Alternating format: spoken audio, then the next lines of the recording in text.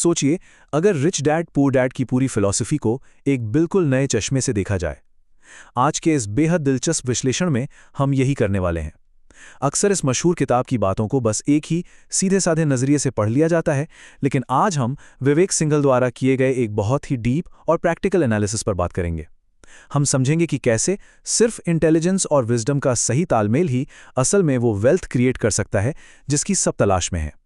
तो चलिए सीधे टॉपिक पर आते हैं, क्योंकि ये जानकारी फाइनेंस के बारे में सोचने का पूरा तरीका बदलने वाली है। आज के इस सफर में हम सबसे पहले कैश फ्लो क्वाड्रेंट को समझेंगे, फिर पुअर डैड के उस पहलू को देखेंगे जिसे अक्सर इग्नोर कर दिया जाता है। उसके बाद इंटेलिजेंस और विजडम के असली फर्क को जानेंगे, एक बहुत ही सटीक डॉक्टर एनालॉजी पर बात करेंगे और अंत में अमीर बनने के एक बिल्कुल प्रैक्टिकल रास्ते पर चलेंगे। तो चलिए सबसे पहले उस बुनियादी सिद्धांत से शुरू करते हैं जो इस पूरी चर्चा का बेस है, cash flow quadrant. ASB quadrant के बारे में हम सबने सुना है, राइट? एक तरफ है एक्टिव इनकम, जहां एम्प्लॉय और सेल्फ एम्प्लॉयड लोग आते हैं। यहां सीधा सा रूल काम करता है, समय दीजिए और पैसा लीजिए, काम बंद तो पैसा आना भी बंद। और दूसरी तरफ है पैसिव इनकम का जादू, जहां बिजनेस ओनर और इन्वेस्टर आते हैं। यहां आपको अपना समय नहीं देना पड़ता, बल्कि आपका सिस्टम या आपका कैपिटल आपके लिए 24 घंटे काम करता है। अब यहां एक बहुत बड़ा मिसकंसेप्शन है, असली इन्वेस्टिंग असल में होती क्या है? कई लोग दिन भर कंप्यूटर स्क्रीन के सामने बैठकर चार्ट्स घुरने को ही इन्वेस्टिंग मान लेते हैं, लेकिन गहराई से सोचें तो वो सिर्फ और सिर्फ सेल्फ एम्प्लॉयड हैं। एक सच्चा इन्वेस्टर पूरी तरह से पैसिव होता है। मतलब अगर किसी बड़ी कंपनी जैसे मान लीजिए इन्फोसिस का कुछ हिस्सा खरीदा जाए तो उसके रोजमर्रा के ऑपरेशन से कोई लेना देना नहीं होता। आपका पैसा बिना आपकी मेहनत के लगातार ग्रो कर रहा होता है। अब आते हैं इस विश्लेषण के सबसे दिलचस्प हिस्से पर, जहां हम उस ओरिजिनल थ्योरी को थोड़ा चैलेंज करेंगे। किताब में जिन बायोलॉजिकल पिता का जिक्र है वो बेहद पढ़े लिखे इंसान थे। अब इस नए एनालिसिस का तर्क ये है कि इतने शिक्षित इंसान को पूरी तरह से एक फेलियर के रूप में दिखाना बिल्कुल गलत है। मजेदार बात तो यह है कि तकनीकी रूप से देखा जाए तो पुअर डैड शायद उस पूरे कमरे में सबसे ज्यादा होशियार व्यक्ति थे। असल में उनके पास जो स्पेशलाइज्ड नॉलेज थी वो कोई कमजोरी नहीं, बल्कि सफलता की सबसे पहली और मजबूत नींव है। इस ज्ञान को सिरे से खारिज करना एक बहुत बड़ी भूल हो सकती है। और यहीं से हमारा नजरिया बदलता है। आइए समझते हैं इंटेलिजेंस और विजडम के बीच का वो फर्क जो गेम चेंजर साबित होता है। इंटेलिजेंस का सीधा सा मतलब है किसी भी सब्जेक्ट की बहुत गहरी टेक्निकल नॉलेज होना, यानी ये पता होना कि किसी खास काम को कैसे करना है। एक छोटा सा उदाहरण लेते हैं। अगर मुंबई जाना है तो टिकट कैसे बुक करनी है, कौन सी ट्रेन या फ्लाइट सबसे अच्छी रहेगी, ये सारी बारीक जानकारी होना ही इंटेलिजेंस है। और ध्यान दीजिए, पुअर डैड के पास बिल्कुल यही कमाल की इन-डेप्थ नॉलेज थी।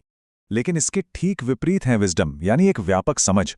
विजडम आपको ये नहीं बताती कि मुंबई कैसे जाना है, बल्कि ये सवाल करती है कि क्या मुंबई जाना चाहिए भी या नहीं, उस काम को करने का असली पर्पस क्या है, और अगर करना ही है तो उसे बड़े स्तर पर कैसे किया जा सकता है।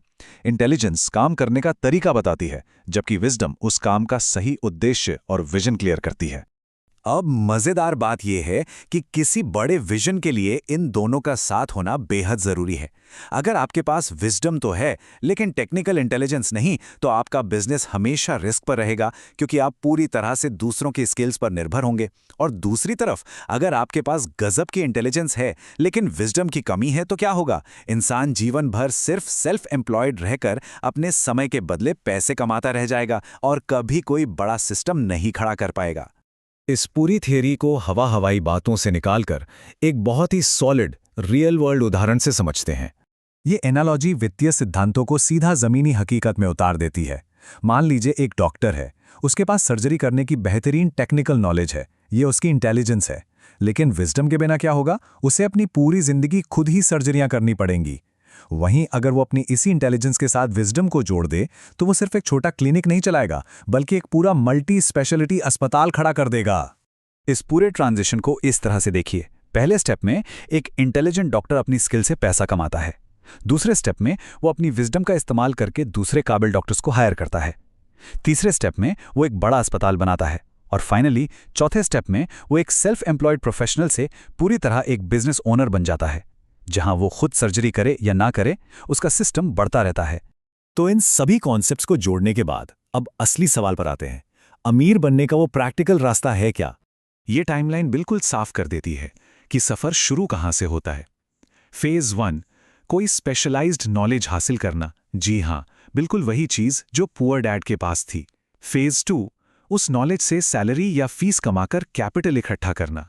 फेज़ 3, उसी कैपिटल और अपनी नॉलेज के ऊपर विजडम का इस्तेमाल करके एक बिजनेस सिस्टम बनाना। और आखिर में फेज़ 4, उस बिजनेस से आने वाले मुनाफे को एक सच्चे इन्वेस्टर की तरह दूसरी कंपनियों में पैसिव रूप से इन्वेस्ट कर देना।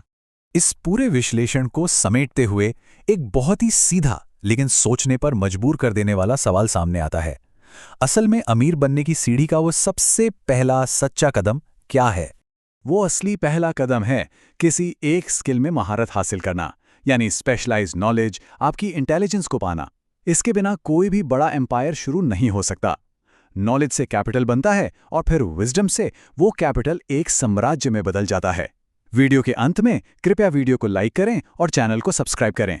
लेकिन जाने से पहले बस इतना जरूर सोचिएगा, क्या अभी सिर्फ समय के बदले पैसे कमाए जा रहे हैं, या एक ऐसा सिस्टम तैयार किया जा रहा है जो भविष्य में खुद ब खुद काम करे?